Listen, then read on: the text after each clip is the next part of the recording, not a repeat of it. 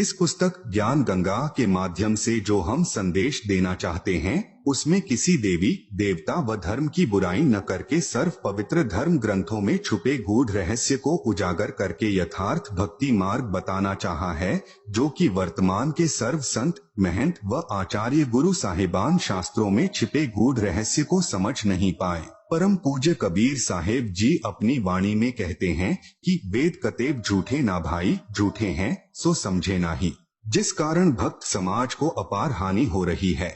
सब अपने अनुमान से व झूठे गुरुओं द्वारा बताई गई शास्त्र विरुद्ध साधना करते हैं, जिससे न मानसिक शांति मिलती है और न ही शारीरिक सुख, न ही घर व कारोबार में लाभ होता है, और न ही परमेश्वर का साक्षात्कार होता है, और न ही मोक्ष प्राप्ति होती है। यह सब सुख कैसे मिले तथा यह जानने के लिए कि मैं कौन हूँ, कहाँ से आया हूँ, क्यों जन्म लेता हूँ, क्यों मरता हूँ और क्यों दुख भोगता हूँ, आखिर यह सब कौन करवा रहा है, और परमेश्वर कौन है, कैसा है, कहाँ है तथा कैसे मिलेगा, और ब्रह्मा विष्णु और शिव के माता पिता कौन हैं, और किस प्रकार से काल ब्रह्म की जेल से छुटकारा पाकर अपने निज घर यानी सतलोक में वापस जा सकते हैं।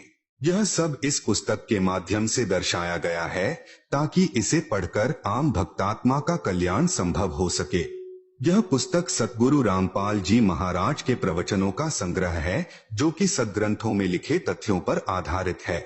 हमें पूर्ण विश्वास है कि जो पाठक जन रुचि व निष्पक्ष भाव से पढ़कर अनुसरण करेगा, उसका कल्याण संभव है।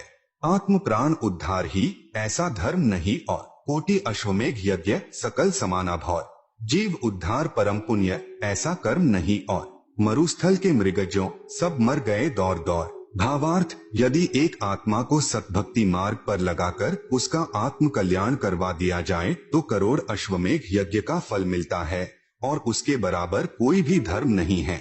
जीवात्मा के उद्धार के लिए किए गए कार्य अर्थात सेवा से श्रेष्ठ कोई भी कार्य नहीं है। अपने पेट भरने के लिए तो पशु पक्षी भी सारा दिन भ्रमते हैं, उसी तरह वह व्यक्ति है जो परमार्थी कार्य नहीं करता। परमार्थी कर्म सर्वश्रेष्ठ सेवा जीव कल्याण के लिए किया कर्म है।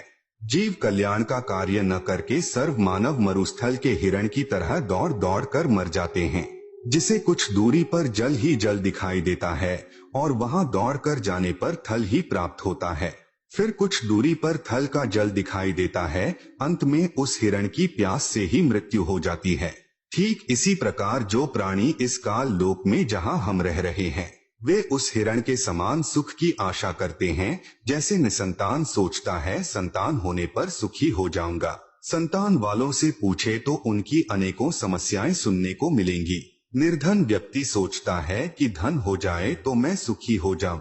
जब धनवानों की कुशल जानने के लिए प्रश्न करोगे तो ढेर सारी परेशानियां सुनने को मिलेंगी। कोई राज्य प्राप्ति से सुख मानता है, यह उसकी महाभूल है। राजा यानी मंत्री, मुख्यमंत्री, प्रधानमंत्री, राष्ट्रपति को स्वप्न में भी सुख नहीं होता। जैसे 4-5 सदस्यों के परिवार का मुखिया अपने परिवार के प्रबंध में कितना परेशान रहता है। राजा तो एक क्षेत्र का मुखिया होता है, उसके प्रबंध में सुख स्वप्न में भी नहीं होता। राजा लोग शराब पीकर कुछ गम भुलाते हैं, माया इकट्ठा करने के लिए जनता से कर यानी टैक्स लेते हैं। फिर अगले जन्मों में जो राजा सत्य भक्ति नहीं करते, पशु योनियों को प्राप्त होकर प्रत्येक व्यक्ति से वसूले कर यानी टैक्स को उनके पशु बनकर लौटाते हैं। जो व्यक्ति मनमुखी होकर तथा झूठे गुरुओं से दीक्षित होकर भक्ति तथा धर्म करते हैं, वे सोचते हैं कि भविष्य में सुख होगा, लेकिन इसके विपरीत दुख ही प्राप्त होता है। कबीर साहब कहते हैं कि मेरा यह ज्ञान ऐसा है कि यदि ज्ञानी पुरुष होगा तो इसे सुनकर हृदय में बसा लेगा, और यदि मूर्ख होगा तो उसकी समझ से बाहर है। कबीर, ज्ञानी हो तो हृदय लगाई, मूर्ख हो तो गम ना पाई।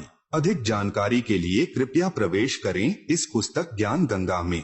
इस पुस्तक को पढ़कर सुप्रीम कोर्ट के वरिष्ठ अधिवक्ता श्री सुरेश चंद्र ने कहा, इस पुस्तक का नाम तो ज्ञान सागर